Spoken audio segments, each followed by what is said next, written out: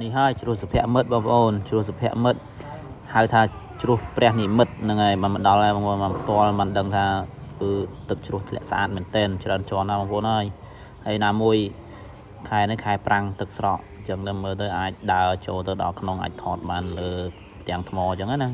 បើសិនជាខែផ្សារវិញអូទឹកហូរខ្លាំងណាស់បងប្អូនហើយមិនអាចចូលមកគៀកចិត្តថតយកផ្ដិតរូបភាពអញ្ចឹងបានទេស្អាតណាស់បងប្អូនហូរតាំងពីលើមកពីណាពីណីទេបងប្អូនធំទលាយហើយនេះសិតតែភ្ញៀវទេសចរគាត់បានមកលេងដែរនេះមិនដល់ច្រើនគួរសមហើយអ្វីដែលសំខាន់ហ្នឹងគឺឮគេថាมันស្មើយើងបានទៅឃើញផ្ទាល់ភ្នែកទេបងប្អូនបើមកដល់ឃើញផ្ទាល់ភ្នែកច្បាស់ចឹងមិនដឹងថាទឹកធ្លាក់ស្អាតមែនតើហើយធំល្វឹងល្វើយលំទលាយមែនតើនឹងហូរពីណាពីណីទេបងប្អូនទឹកច្រើនណាស់ធំទីធ្លាធំមែនតើស្អាតប្លែកនេះទៅថ្ងៃនេះមេឃរឿងសតុំត្រជាក់ស្រួលបងប្អូនអត់ក្តៅទេមាននៅខ្លះគាត់ចុះងូតទឹកលេងអញ្ចឹងទៅ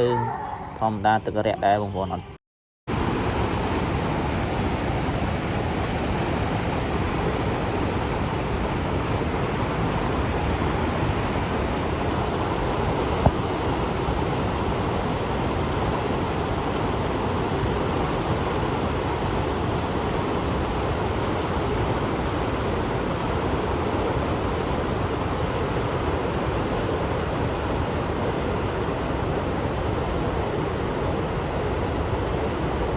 មានកញ្ចក់មានអីមាន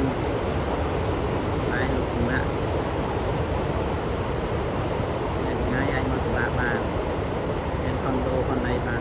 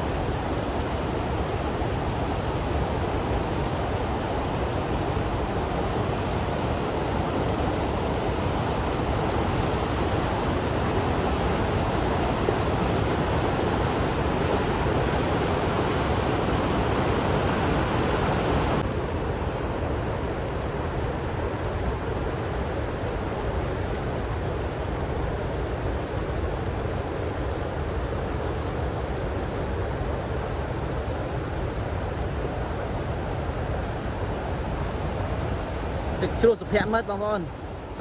គេហៅទឹកជ្រោះព្រះនិមិត្តនេះមកដល់ហើយនឹងខែវស្សាទឹកច្រើននៅខែប្រាំងអញ្ចឹងទឹកហេងតាច់យើងអាចចូលថតដល់ក្នុងបាន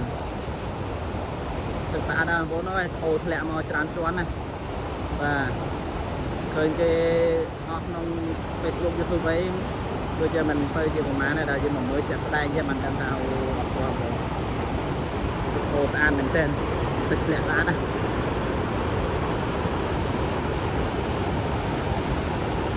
ខ្លាំងហ្មងវាធ្លាក់ទៅជ្រុះខាងក្នុងមកហូរទៅរហូត